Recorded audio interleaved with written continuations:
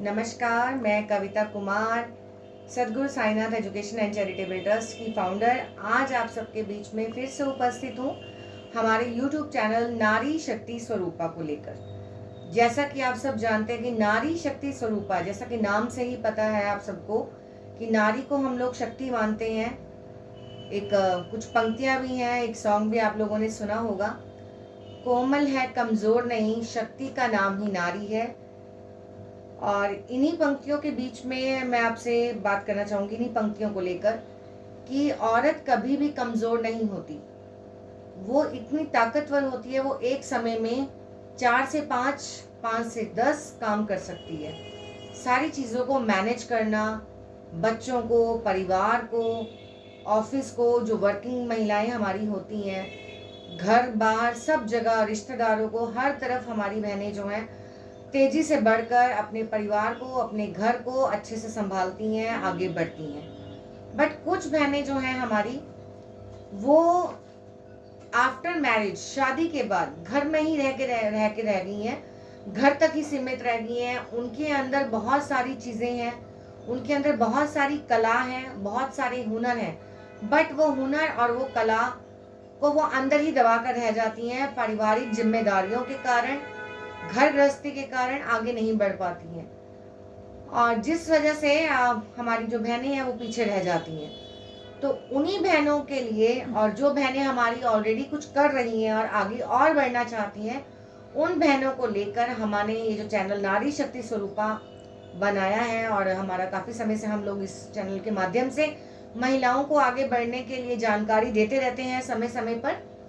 तो इस चैनल के माध्यम से मैं आप सभी बहनों को अब आने वाले कुछ टाइम पीरियड तक, कुछ महीनों तक आप लोगों के साथ रोजाना रूबरू होंगी, रोजाना आपसे बात करूंगी, रोजाना आपसे चर्चा करूंगी। तो आप इस चैनल के माध्यम से मेरे साथ अपनी परेशानियों को, अपनी तकलीफों को, और आप अपना कोई भी ऐसा काम जो आप करना चाहती हैं, आगे बढ़ना चाहती हैं, उसमें सहयोग को लेकर आप मुझसे बात कर सकती हैं और अपनी समस्याओं को व अपनी परेशानियों का हल ले सकती हैं। तो मैं आपसे आज का जो हमारा टॉपिक है, जिसके ऊपर हम आज जो चर्चा करेंगे, चर्चा शुरू करने से पहले मैं आप सभी से कहूँगी, अपनी बहनों से और हमारे भाइयों से भी, क्योंकि हमारे भाइयों की मदद से ही हमारी बहनें आगे बढ़ती हैं। जिस तरह से गाड़ी के 2 पहिए होते हैं, एक पहिए से गाड़ी नहीं चलती, उसी तरह घर गृहस्थी की गाड़ी, हमारे जीवन की गाड़ी, उन 2 पहियों से, पति पत्नी के माध्यम से ही हमारी वो गाड़ी चलती है।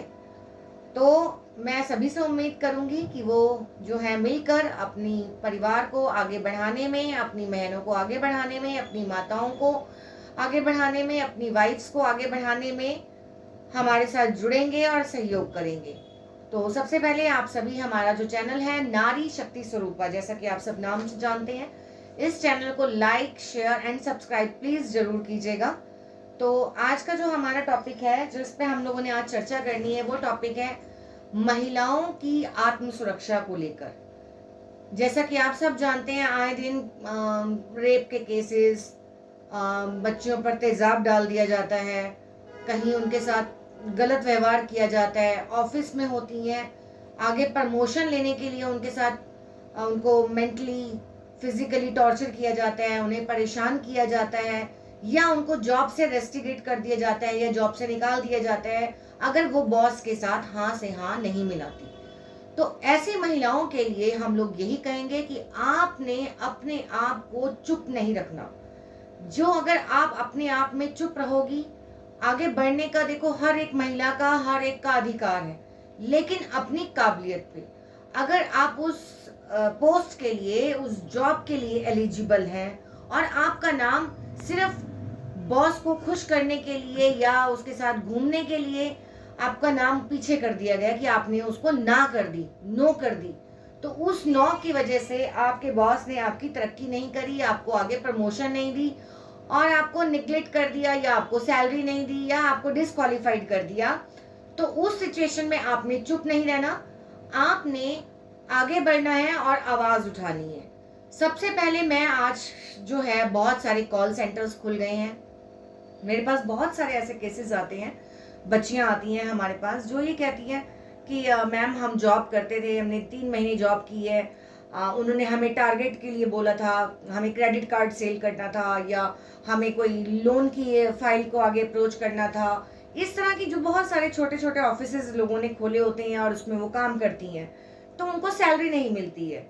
और अगर तो वो बॉस के साथ खुश होती हैं, उनके साथ घूमने जाती हैं, पिक्चर्स देखने जाती हैं, उनकी हाँ में हाँ मिलाती हैं, तो उनको जॉब से निकाला भी नहीं जाता और वो वहाँ पे खुश होके उनके साथ काम करती रहती हैं, तो उनको सैलरी मिलती है। ऐसी बहुत सी बच्चियों की मेरे पास शिकायत आई, जिन्होंने नो बोला, नो बोलना उनको इतना भारी पड़ा कि उनको सैलरी नहीं मिली, उन्हें वहाँ से निकाल दिया गया और डिस्क्वालिफाइड कर दिया। तो मैं उन बच्चियों से ये बोलूँगी, उन बेटियों से ये बोलूँगी और उन बहनों से भी ये कहूँगी कि जब भी आप कहीं पे भी जॉब करते हैं, तो जॉइनिंग लेटर ज़रूर लें।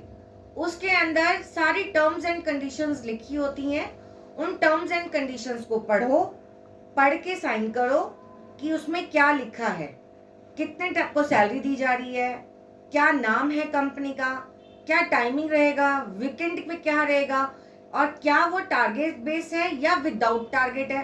तो ये सारी चीज़ें उसमें ज्वाइनिंग लेटर में मेंशन होनी चाहिए। इन केस कई बच्चियां होती हैं जो 12th पास होती हैं, आगे फैमिली में कुछ फाइनेंशियल क्राइसिस होते हैं जिस वजह से वो आगे नहीं बढ़ पाती हैं, छोटी मोटी सैलरी में ही 10,000 12,000 15,000 तक की जॉब में भी लग जाती हैं, वो आगे नहीं बढ़ पाती हैं और उनकी इंग्लिश भी इतनी इम्प्रूव नहीं होती।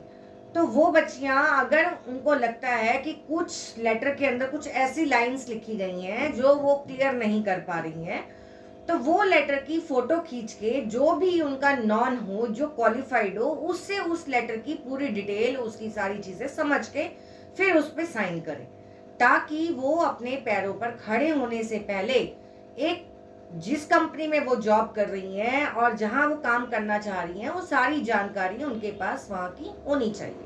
तब वो जॉब शुरू करें, तब वो जॉब पर जाएं। कंपनी के टर्म्स एंड कंडीशंस क्या हैं?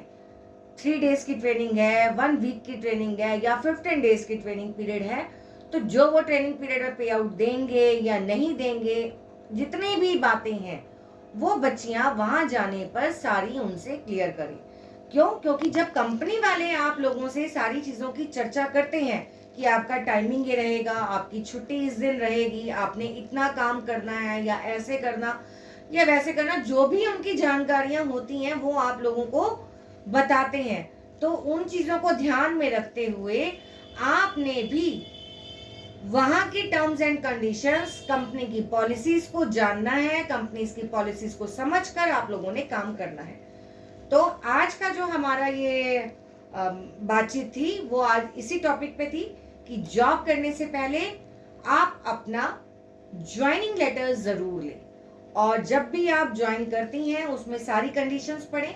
और कंपनी वालों भी, कई बार कंपनी वाले भी सही होते हैं, कुछ बच्चे हमारे गलत कर जाते हैं कि टाइम पे नहीं आना, लेट आना, ठीक है, छुट्टियां बहुत करना, तो इससे वो कंपनी का भी लॉस होता है। तो उन चीज़ों को भी थोड़ा ध्यान रखें। जब हम काम के लिए जाते हैं तो हमारी फैमिली और हमारी प्रॉब्लम्स एक साइड में होती हैं, क्योंकि काम ही पूजा है और जब हम कर्म करेंगे तो हम आगे बढ़ेंगे। तो आगे बढ़ने के लिए ताली दोनों हाथों से बजती है, एक हाथ से नहीं बजती।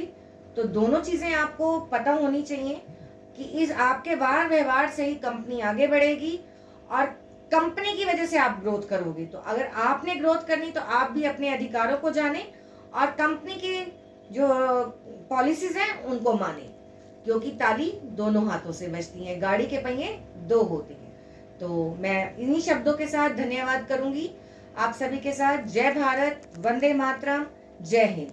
मैं कविता कुमार फिर आपसे जल्दी ही मिलती हूँ नई चीज़ों की जानकारी के साथ। धन्यवाद।